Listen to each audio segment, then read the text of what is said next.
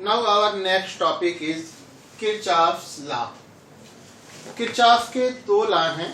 First law को बोलते हैं करंट लॉ और जंक्शन लॉ, और सेकेंड लॉ को बोलते हैं वोल्टेज लॉ और लूप लॉ. तो किरचॉफ फर्स्ट लॉ की बात करते हैं.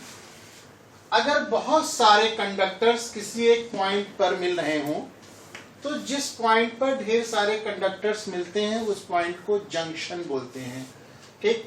तो according to Kirchhoff's first law, the algebraic sum of currents meeting at a junction is always zero. The algebraic sum of currents meeting at a junction is always zero. Suppose करो हमारे पास 5 conductors हैं और हर conductor में current flow हो रही है respectively I1, I2, I3, I4 and I5. ये सारी की सारी करंट एक जंक्शन O पर मिल रही हैं. ठीक. तो according to Kirchhoff's first law, ये सारी करंट्स का एल्जेब्रिक सम 0 होना चाहिए. एल्जेब्रिक सम का मतलब पॉजिटिव और नेगेटिव साइन के साथ जब आप सम करेंगे तो ये सम 0 होना चाहिए. तो पॉजिटिव और नेगेटिव साइन कैसे डिसाइड होगा? तो ये साइन कन्वेंशन के लिए जो करंट जंक्शन की ओर आ रही हो उसको पॉजिटिव साइन से डिनोट करना है, और जो करंट जंक्शन से निकल के जा रही हो उसको नेगेटिव साइन से डिनोट करना है. और इस तरह से इन सारी करंट्स का एल्जेब्रिक सम 0 होना चाहिए. चलिए, तो ये करंट I1 जंक्शन की ओर आ रही है तो ये पॉजिटिव, ये जंक्शन से निकल के जा रही है तो I2 हुई negative. Again current I3 junction से दूर जा रही है, then I3 also negative. I4 junction की ओर आ रही है तो करंट I4 हो गई पॉजिटिव. I5 जा रही है तो करंट I5 हो गई नेगेटिव. और इन सारी करंट्स का साइन के साथ सम मींस एल्जेब्रिक सम 0 होगा. यही है किरचॉफ्स फर्स्ट लॉ. और जो किरचॉफ का फर्स्ट लॉ है ये law of conservation of charge को सपोर्ट करता है. ठीक है. अगेन है किरचॉफ्स सेकेंड लॉ, जिसको लूप लॉ भी बोलते हैं. तो किसी इलेक्ट्रिकल सर्किट में अगर कोई क्लोज्ड लूप है तो इलेक्ट्रिकल सर्किट के किसी क्लोज्ड लूप के जो अलग अलग सेगमेंट्स हैं उन अलग अलग सेगमेंट्स में पास होने वाली करंट्स और उनके रिस्पेक्टिव रेजिस्टेंस के प्रोडक्ट्स का जो एल्जेब्रिक सम होगा वो उस लूप में EMFs के एल्जेब्रिक सम के इक्वल होना चाहिए. ठीक है. इसको आप मैथमेटिकली ऐसे डिनोट कर सकते हैं sigma IR equal to sigma E, या आप इसको ऐसे भी कह सकते हैं कि किसी भी सर्किट में जो क्लोज लूप के अलग अलग सेगमेंट्स में जो करंट्स फ्लो हो रही हैं उन करंट और रेजिस्टेंस का जो प्रोडक्ट है उसका सम एल्जेब्रिक सम, और सेल का जो EMF है इन दोनों का डिफरेंस ऑलवेज 0 होना चाहिए. ठीक है. दोनों में से किसी भी तरह से आप सेकेंड लॉ को बोल सकते हैं. ठीक है. इसके बाद किरचॉफ्स लॉ को अप्लाई करके इक्वेशन बनाना है तो उसके लिए आपको साइन कन्वेंशन की जरूरत पड़ेगी. तो उसके लिए मैंने यहाँ पे एक फिगर ड्रॉ किया हुआ है. फिगर को आप देख लीजिए. ABCDEF ये एक सर्किट है जिसमें आपको 2 क्लोज लूप दिख रहे होंगे. फर्स्ट क्लोज लूप है ABEFA and second is BCDEB. ठीक. इसमें 3 रेजिस्टेंसेस लगे हुए हैं R1, R2 and R3. 3 sales connected हैं E1, E2 एंड E3. और हर सेगमेंट में जो करंट है, करंट आपको हर जगह पे शो किया गया है. जब किरचॉफ सेकेंड लॉ अप्लाई करना होता है तो हम लोगों को क्लोज लूप में एक पाथ डिसाइड करना होता है. ये पाथ चाहे तो क्लॉकवाइज लिया जा सकता है या एंटी क्लॉकवाइज भी लिया जा सकता है, बट पाथ डिसाइड करना जरूरी है. ठीक. तो मैंने अपर वाले लूप में आप देखिए मैंने एंटी क्लॉकवाइज पाथ डिसाइड किया है और नीचे वाले लूप में मैंने क्लॉकवाइज पाथ डिसाइड किया है। आप किधर पाथ डिसाइड करते हैं इससे कोई फर्क नहीं पड़ता, बट पाथ डिसाइड करना जरूरी है। अब करंट के लिए साइन कैसे लेते हैं? ये जो हमारा पाथ है, जिस डायरेक्शन में हमने चलना डिसाइड किया है, अब जो करंट हमको हमारे चलने की डायरेक्शन में मिलती है उसको पॉजिटिव साइन से डिनोट करना है, और जो करंट हमारे चलने के डायरेक्शन के अपोजिट डायरेक्शन में है उसको निगेटिव साइन से डिनोट करना है। जैसे हमने चलने का डायरेक्शन डिसाइड कर रखा है एंटी क्लॉकवाइज, तो एंटी क्लॉकवाइज का मतलब अगर हम ए से स्टार्ट करते हैं तो हमको बी की साइड आना होगा, और अगर हमको क्लॉकवाइज चलना होता तो हमको ए से एफ साइड जाना होता। फिलहाल हमको ए से बी आना है, तो जब हम चलेंगे तो ए से बी, बी से ई से एफ एंड अगेन एफ से ए पे लौट आएंगे। तो जो करंट हमको हमारे चलने की डायरेक्शन में मिलेगी, फॉर एग्जांपल जब हम लोग यहाँ पे एंटी क्लॉकवाइज मूव करेंगे तो करंट I1 हमारे चलने की डायरेक्शन में है, तो करंट I1 पॉजिटिव होगी।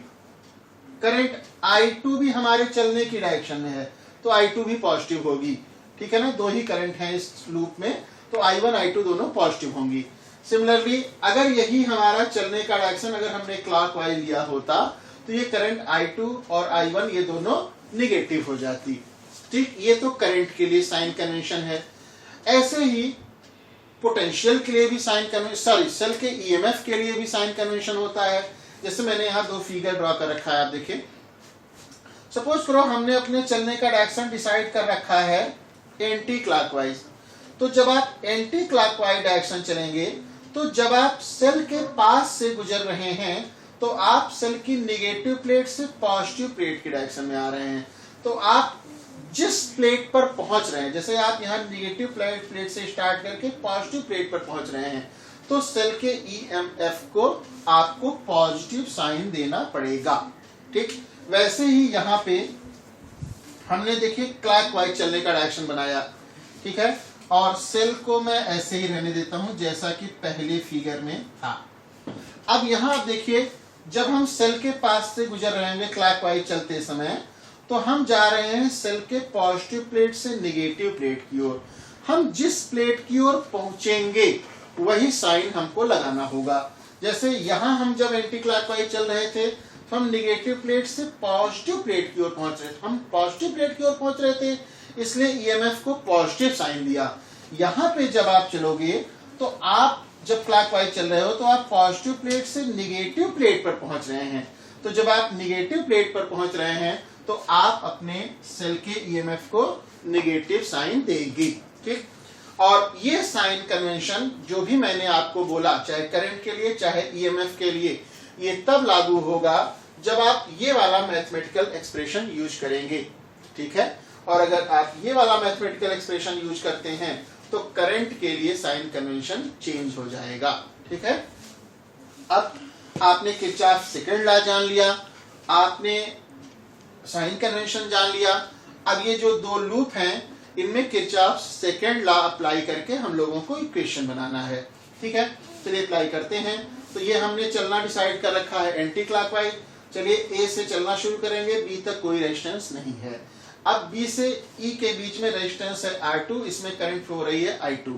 तो करंट और रेस्पेक्टिव रेजिस्टेंस का प्रोडक्ट लेंगे जो कि होगा I2 R2, और चूंकि यहाँ करंट I2 हमारे चलने के डायरेक्शन में है इसलिए ये प्रोडक्ट होगा पॉजिटिव। अगेन ई से एफ तक कोई रेजिस्टेंस नहीं है, एफ से ए तक रेजिस्टेंस है R1, इसमें फ्लो होने वाली करंट है I1, तो प्रोडक्ट हो गया I1 R1, और ये करंट I1 हमारे चलने के डायरेक्शन में है इसलिए ये पॉजिटिव। ठीक, अब ईएमएफ पे आते हैं।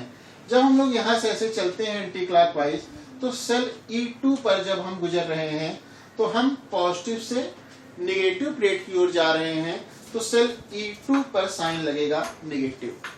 ऐसे जब आगे बढ़ते हैं और सेल E1 पे पहुंचते हैं तो सेल E1 से गुजरते समय हम नेगेटिव से पॉजिटिव प्लेट की ओर जा रहे हैं, इसलिए सेल E1 पर साइन लगेगा पॉजिटिव, और ये हो गया इक्वेशन नंबर 1। ऐसे ही लोअर लूप में अप्लाई करेंगे जब, तो चलिए ये करंट I3 हमने चलना क्लॉकवाइज डिसाइड किया है, तो करंट I3 पॉजिटिव है, तो I3 और रेजिस्टेंस का प्रोडक्ट हो गया I3R3। ऐसे ही जब यहां पहुंचते हैं तो करंट और रेजिस्टेंस का प्रोडक्ट हो गया I2R2, और ये भी करंट हमारे चलने के डायरेक्शन में है इसलिए पॉजिटिव।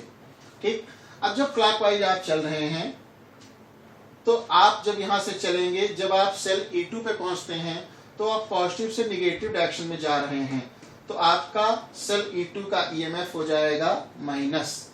ठीक, जब आप यहां आएंगे तो सेल E3 पर आप निगेटिव से पॉजिटिव की ओर जा रहे हैं, तो सेल E3 का EMF हो जाएगा पॉजिटिव। ये हो गया इक्वेशन नंबर 2। और जो किरचॉफ्स सेकंड लॉ है, ये law of conservation of energy को सपोर्ट करता है। और किरचॉफ का फर्स्ट एंड किरचॉफ का जो सेकंड लॉ है, ये किस लिए है? एक्चुअल में आप किरचॉफ फर्स्ट लॉ को यूज करके इक्वेशन बनाते हैं, किरचॉफ सेकंड लॉ को भी यूज करके आप इक्वेशन बनाते हैं। मतलब ये दोनों लॉज आपको इक्वेशन बनाने में हेल्प करते हैं, और इन इक्वेशंस को फर्दर सॉल्व करके न्यूमेरिकल में जो भी चीजें पूछी गई होती हैं उनको कैलकुलेट किया जाता है।